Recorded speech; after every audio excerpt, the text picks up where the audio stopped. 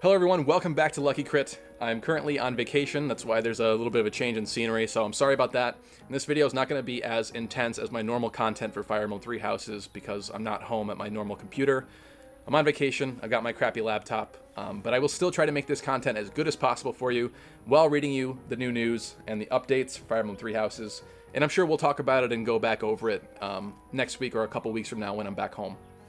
So let's take a look. We got the brand new Famitsu article that came out this week. I also, before I went on this trip, by the way, was editing the next Fire Emblem 3 Houses video that was supposed to go out this week on this channel. It was discussing and going through all of the Famitsu screenshots from last time that we hadn't touched on yet.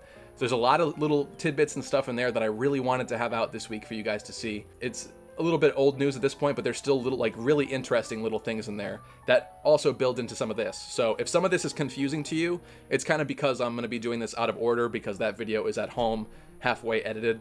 I actually didn't sleep before my flight on Monday morning at like 7 in the morning. Had to leave the house at like 4:30, 4:45 or something like that. But that whole night I was editing that video up to that point, hoping that I could get it done for you guys to get out this week. But unfortunately I could not. I was about halfway through it. But anyway, in this new Famitsu article, I'm just going to go through my notes a little bit here. Shout out to Black Kite on Twitter for a lot of these translations. But that's going to be some of the stuff, the main bullet points that we focus on in this video. There's also a crap ton of new screenshots, so I'll be putting those throughout this video as well. And we'll get into it. So first thing, Fire Emblem 3 Houses is going to have 3 skill types. We did know about some of these, but here's just the full explanation of each. Personal skills, as we saw with the 3 house leaders, Edelgard, Dimitri, and Claude, they will have their own personal skills. It's that little crown skill. We actually talk about that in the other video, sorry. But yeah, so those crown skills, I think those skills for those 3 main characters are going to give them 1.2 times EXP, which is a little lame in my opinion, but it kind of makes sense. They're the main characters of whatever house you're picking, so that makes sense. But personal skills are fixed skills for that unit, cannot be changed, and is unique to the unit. So of course, as we know from Fire Emblem Fates and other games that have had personal skills like that. Class skill. Fixed skill for the unit's class will be replaced if the unit changes class. So you're going to have skills related to whatever class you're picking, whether it's Myrmidon or whatnot. Makes sense. We've had stuff like that before.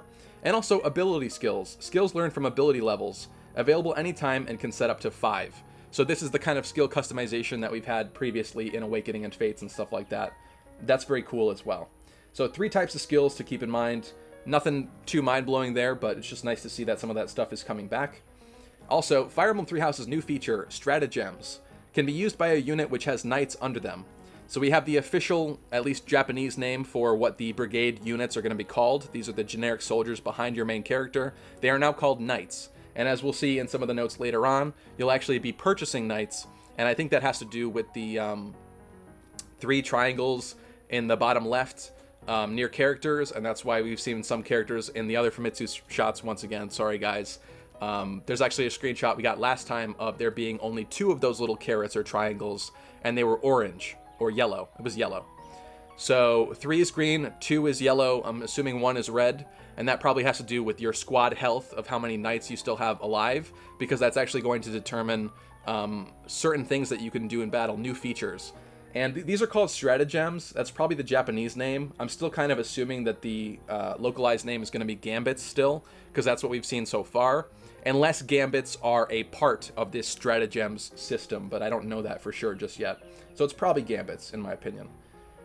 So there will be a limited usage of these stratagems or gambits per battle, but does not consume items. Types ranged from Simultaneous Strike, raising movement speed, or even forcing an enemy unit to move. So one of the interesting things we'll see here too is they've actually added some skills and stuff from Fire Emblem Heroes to the main series, which is so interesting. So I think they actually have reposition, and if I'm not mistaken, in some of the Japanese, I read a really poorly translated version of the article, I think they mentioned ploys. So we might even have like panic ploy and stuff like that happening in this game to debuff enemy stats. That is super interesting, and I find it kind of cool that Heroes ended up influencing the main games. Maybe it's because they want it to be familiar for any new fans that came into Heroes. Now, as they go into 3 Houses or experience it and test it out, it won't be that different maybe. Or they'll see, you know, a lot of familiar little things here and there that they'll have liked or used in Heroes. Maybe that's what it has to do with, but I just find that so interesting that we're getting, like, legitimate game-changing things from a mobile game, of all things. All right, so and we have Simultaneous Strike. I think that's I think it was called Simultaneous Fire or something like that. That was a little shot of Claude in the first trailer where him and his archers are just shooting up a million arrows, and we got a Famitsu screenshot last time of Bernadetta doing the same thing. So I think that that's the Gambit attacks as well. So some of them are going to be different. They won't just be in-battle attacks. It looks like raising movement speed or even pushing around and repositioning enemies too, which is kind of interesting. So there might be a lot of depth to this game in terms of the strategy and what you're able to accomplish.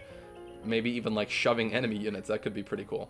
So Fire Emblem Three Houses Luring Stratagem. So this is probably going to be a Luring Gambit or something like that. Moves the attacked enemy to behind the acting unit. So Black Kite is pointing out here that this reminds him of Koei's very own Dynasty Tactics. I'm sure that's probably another game. So the interesting thing here too is we might see some Koei influence in this as well. That might not be all intelligence systems making some of these choices and decisions. I mean, ultimately it is their decision to be made, but that influence from Koei Tecmo is probably going to be visible in this game too, which I find interesting. So yeah, let's keep going. In Fire Emblem Three Houses, 1 month acts as 1 chapter. The last day of the month will have a major battle that must be undertaken to advance the story. So unlike in games like Fire Emblem Echoes, where the calendar was just kind of superfluous, just to kind of showing your progress, I guess, and sort of end game, looking over how much time you spent during each month and how long it took you to make it through the game. This time around, the calendar is 100% something you're going to have to pay attention to. You will have limited time to train students daily, limited amount of times. You'll have specific days that you can do different things. And then once the month is over, you're not even going to be able to progress or do anything at all, it seems, until you beat this battle and continue the story. So it's not going to be a typical Fire Emblem setup where you have, you know, 20-something, 30-something chapters and you just progress chapter by chapter. Instead, it's going to be more focused around the monastery itself and this day-to-day activity stuff that's going to be happening, which is really cool. Fire Emblem Three Houses has a calendar system where 1 year is 12 months, which is about 30 days. While weekdays are used for teaching, you could do more free activities on Sundays. Various events are also scheduled, from festivals to character birthdays. I like that a lot. I like bringing back some of that Awakening stuff, like the character birthdays. The Fire Emblem Three House protagonist, which is Byleth, has a set amount of times to teach, stroll around the academy, or Sorshi to optional battles. But as you do more activities, you'll eventually raise your coaching level, which will also add to the activity times allotted to you. So once again, you will have kind of almost like daily stuff to be doing in the game, but you know, I'm sure you can progress day to day pretty fast. But I like that, and you're going to have to pick and choose what you do with your resources, with your time, what characters you want to focus on, what you want to build them into. I really like that a lot, and I think hopefully if some of the other stuff that I'm hoping about this game does come true, I really hope there's going to be so much value to this game in terms of replayability. I'm so excited for that. That's definitely my #1 thing, because I would love to have a Fire Emblem game here where 6 months later, a year later, people are still playing, still enjoying, and still experiencing new things. You know, whether they picked a different army or focus the characters, turn them into different stuff. I think it's going to be really, really cool. So for tutoring, the green-red bar above shows how many students you can teach in a single session. In this screenshot, we've got 2. That's probably going to improve and increase as time goes on within the game, but it seems like you're going to be pretty limited at first. The character motivation is that top right bar. We've talked about that a little bit in the past, and that is how many times the same character can learn in a single session. The blue up arrow and the red arrow, that stuff, as we figured in the past as well, also does relate to what a character is good at. So blue up arrow is a character excels in them, and the red down is the opposite of that. The finger icon is the teacher bonus, so that's pretty interesting. And we'll also learn from in here too, you will be able to change what things your students excel at. Edelgard excels at, I believe, swords, axes, and authority. So I'm assuming Claude is probably going to be maybe swords, bows, and authority. Something along those lines. I'm pretty sure the Three House leader characters are going to be pretty similar. At least they seem to be so far. They all have the same personal skill. They all have very similar things that they excel at. But Dimitri here is not good at axes and not good at reason magic. However, if you decided to spend time and effort training those things, I think you could end up eventually making him good at them, which I find pretty cool too. So if you have a big brute character like Dodo, is I believe the correct name that people were correcting me on, but he's now been officially localized as Dedue, something along those lines. He's definitely a more brutish character. He's also not good at magic, if I remember some of these screenshots correctly off the top of my head. But you might be able to make him good at magic if you want to really invest in him in that way. And I think that's ultimately going to lead to just a lot of cool stuff and potential for this game. So once again, extremely exciting for me. So ways to increase character motivation.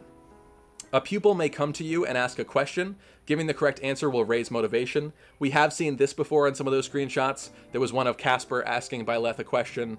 There's originally in the first trailer, Edelgard is asking Byleth a question. So that's that feature, and that's what that accomplishes ultimately. And then we also have other stuff where basically you can set group tasks, or group tasks will occur. So you can assign 2 pupils to do a task together. The screenshot that we see is of Bernadetta and Dorothea of the Black Eagles. They're weeding, I believe. This not only improves the support level between them and raises specified ability levels, but you can also receive money and materials from the results. I really like that a lot. So this is going to just be little, almost like random event type things that you can do around the castle to raise your stats between characters.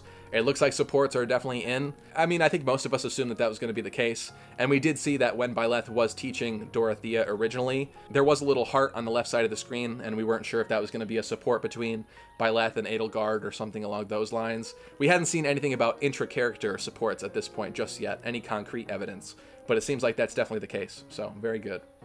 There's also talent blooming. So abilities that a character doesn't excel at, like I was mentioning earlier, can be turned to excel by continuing to give personal tutelage on that ability until there are 3 stars. So if you remember right, if you've seen a lot of the content I've done for 3 houses up to this point, we were kind of wondering what those 3 stars were, because I think originally, I don't know if it was Edelgard or somebody else, but somebody, it might have been Dorothea again, because Byleth was teaching her. But there was a stat that she was not very good at. I think it might have been Faith Magic or something like that. So it was the red arrow down, but then she also had 3 stars to the right of that. And we were kind of like, well, why is something good about that if she's not good at it? This is why. So that person, whoever was playing the game for that footage, was actively trying to make her better at Faith Magic or whatever it was. And you can invert that negative quality about the character of them not being good at it.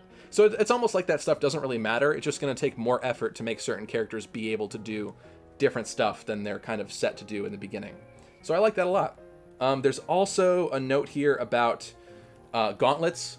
So I don't have it in front of me. I think I might have missed it, but basically, it looks like gauntlets might be brave weapons to a degree, and if you outspeed, you might be able to strike 4 times. My assumption is that the damage that they deal is going to be a bit weaker than normal weapons, which kind of makes sense. But also, flying units and mounted units are not going to be able to use gauntlets, which kind of, when you think about it, it makes sense. Otherwise, you're going to have a cavalry person running up and just punching someone in the face. You're going to have a peg knight that just swoops in and is punching somebody. It doesn't make that much sense ultimately, so, you know, I kind of see why they did that, but I know some people are going to be a little disappointed because there's some customizability that's kind of going out the window there. And it actually turns out that there will be some classes that are gender locked. I'll have to go over that later because I can't seem to find it in my notes right now. I might not cover everything in this Famitsu article in this video, but I will get back to you. We will talk about it later in a better format than what I can do right now. I just wanted to update you guys as soon as I can. We also do have Crests and their skills. Let's talk for a minute about personal skills here. So for the main characters in the game, Byleth, Edelgard, Dimitri, and Claude all have a pretty similar kind of personal skill. Byleth's is a little bit different. His is called Teacher's Guidance. So the unit and adjacent allies receive 1.2 times EXP. And it's also, it looks like he has a crest as well, but so far it's unknown what his crest does. But for Edelgard, Dimitri, and Claude, they also do get the 1.2 times EXP. Their names are slightly different. Edelgard is Emperor's Bloodline because she's from Adrestia. Dimitri's is King's Bloodline because he's from the Holy Kingdom of Fargus, and Claude's is Alliance Bloodline because of the Alliance of Leicester. And it looks like they all have minor crests. Dimitri has minor crest of Bladud, one of Fodlan's 10 heroes. We did also find out in that other video that's going to be coming out at some point that there are 10 heroes, the kind of legendary heroes. We've seen that a lot of times before in Fire Emblem games, like in Fire Emblem 7 and stuff like that. So perhaps we'll even get legendary hero weapons and stuff like that as kind of some of the late game weapons. That would be pretty cool. Totally fine with that. And they also, each of these characters also do have minor crests. So like I said, Dimitri's is Bladud or Bladude. Claude has the minor crest of Regan, another of the 10 heroes. And Edelgard has the minor crest of Seros, the minor crest of the Saint of Seros. Hubert's personal skill is Tactician, which gives +5 power to ploys. So like I was saying before, it looks like ploys are going to be a thing. Dorothea's, I think, is pretty similar to Azura's. She has Songstress. When a turn begins, adjacent allies heal 10% of their HP. I don't think that Dorothea is going to be able to be a dancer, but that's just interesting that they gave her that. Dedu has Lord's Shield. If a unit ends turn without moving, gains +4 defense for 1 turn. Felix, which is another Blue Lions character. We'll talk about him in the other video as well. Lone Wolf, if unit does not have knights following them, or if their order of knights have no combat effectiveness remaining, unit deals +5 more damage. That's pretty cool. And also Crest of Fraldarius, the Crest of Fraldarius, one of Fodlan's 10 heroes. So it looks like a lot of the noble characters are going to come with their own crests, of course. I don't know what that's going to do in terms of commoners, but certainly if somebody has a last name, for example, like Lorenz. Lorenz is from Gloucester, so he's definitely going to have the crest of that area, and that's what seems to be the case here. He has the minor crest of Gloucester, one of Fodlan's 10 heroes. I'm not sure what they're going to do with commoners, though. Maybe they just won't have crests equipped to them at first. Lorenz's personal skill is Nobility. When leading an order of knights, unit deals +2 more damage. And then we have Hilda here, has Pestering. When a male ally adjacent to unit is in combat, ally deals +3 more damage.